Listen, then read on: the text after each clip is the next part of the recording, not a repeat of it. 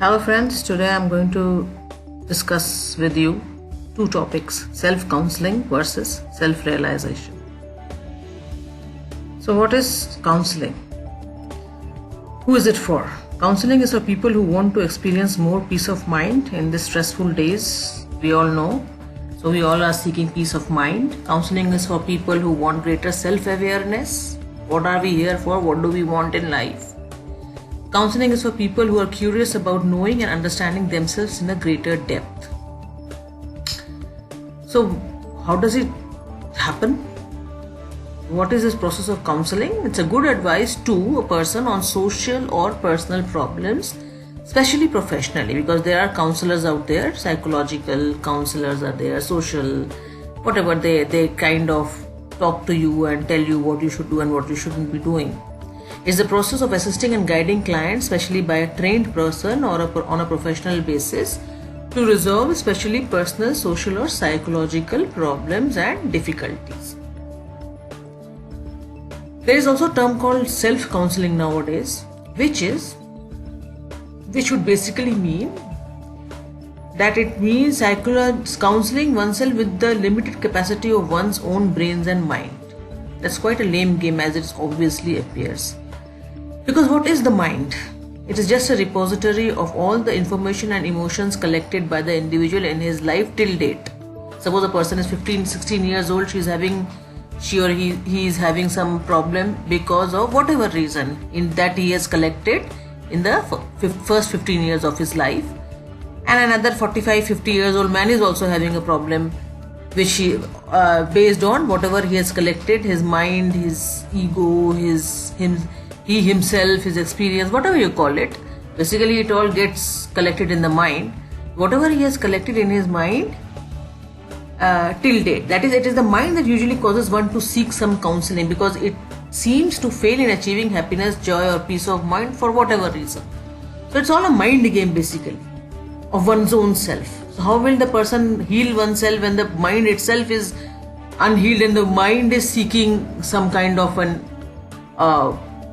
counseling? When the mind is seeking counseling, how can the mind heal itself?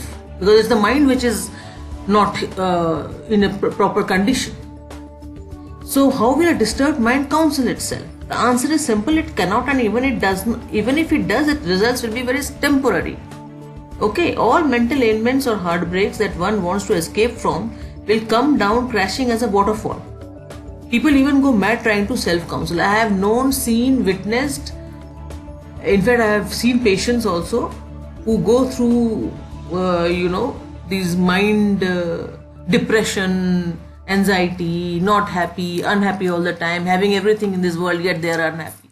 So all these mind games are basically lead you nowhere. It takes you to basically a dead end. So what now? Right now I told you it may be a temporary solution. Is there a permanent solution? Yes, there is. It's called self-realization. Now in a layman's language, what is this self-realization? It is an expression used in Western psychology, philosophy and spirituality, and in Indian religions also. This term called self-realization. It is very much there, okay, and it happens. In the Western understanding, it is the fulfillment by oneself of the possibilities of one's character or personality, your entire potential, fulfillment. Self-realization is the truth of who we are, what we are. The realization that we are not the physical body, the physical form that we believe ourselves to be, but the energy within that physical form that gives us life. But the energy within that physical form that gives us life. We are alive. There is a spark of life in us. What is that spark? When the spark is gone, we are dead. We become a dead body. In spite of all the gymming and all the beauty parlors and everything that we have done to this body, it comes to an end when that spark, that spirit goes out of it.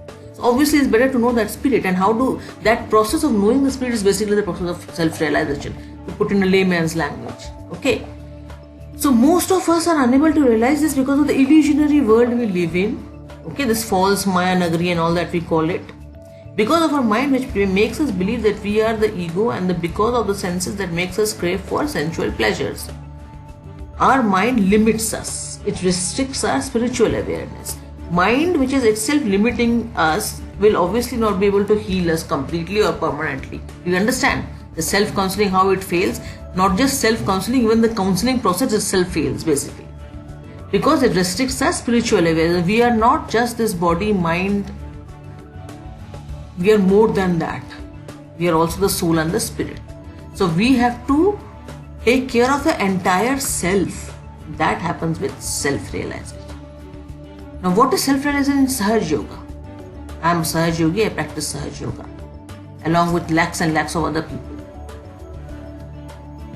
Sahaj Yoga begins with self-realization through rather than as a result of performing Kriya techniques or asanas. You will read in many places and many books on yoga. Often people have described Kundalini awakening as a very, very difficult process and stuff, but in Sahaj Yoga it's not so anymore. It's a spontaneous awakening is said to be made possible by the presence of Shri Mataji, who is the Sadguru and the founder of Sahaj Yoga, or even her photograph. So let us see an animation of what happens in Sahaj Yoga. So you will see when we meditate in Sahaj Yoga meditation, what happens is, this is a subtle system in our body. This is an actual live process. This is happening. That's the spirit, the spark which gives us light, which gives us that life, that same living process happens within us, which is known as when the Kundalini, which is lying here dormant at the base of our spine, it awakens, cleanses the chakras and resolves all our problems from our last lives as well, not just this life. Understand that. Because the Kundalini, Mother Kundalini, the divine element, has been with us throughout our lives. So it rises, it awakens by the presence of Sadguru, that is Shri Mataji Nirmala Devi, and it merges with the pure divine spirit, and then your true potential you can find out. This is what is the process of self-realization all about. This is what I am going to tell you, and you will see, as if you see this animation once again, you will see that as and when the Kundalini Shakti is rising, you will see that the fingers are also lit as the chakras are getting enlightened, because with the awakening of the Kundalini Shakti, you will see that there is a correspondingly the hands are also blinking with their chakras. Basically, the chakras that are shown here, expressed here on the tips of our palms also, means dunya hamari muthi mein, actually that, where your hands will speak, as it's written in the Quran. So basically, and our life, our body gets filled with the light of the divine, and this takes care of everything. This is a total integrated way we heal ourselves. We don't heal ourselves with just a mind. Mind is nothing. It's the spirit, it's the soul which carries the body. Body is also temporary, we all know that. So in order to know more about it, you can visit sahajyoga.org.in or call us at a toll-free number 1800 307 00800. Thank you for listening.